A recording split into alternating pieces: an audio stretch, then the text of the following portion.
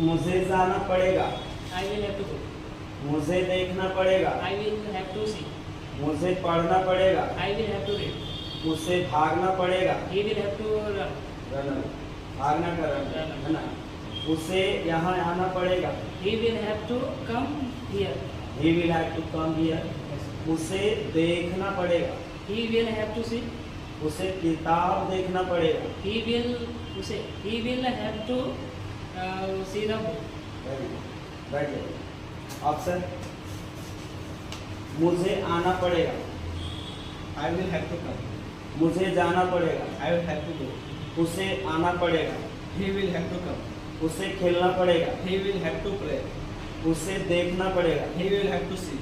उसे बैठना पड़ेगा। He will have to sit. तुम्हें जाना पड़ेगा। You will have to go. तुम्हें आना पड़ेगा।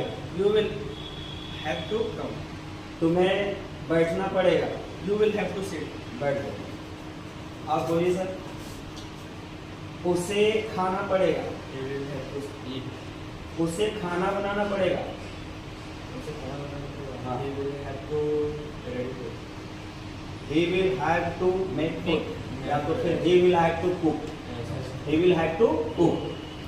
cook का मतलब खाना बनाना और make food का मतलब फिर अलग अलग करेंगे। make मतलब बनाना और फिर food मतलब भोजन, है ना।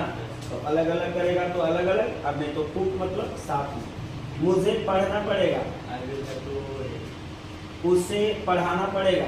He will have to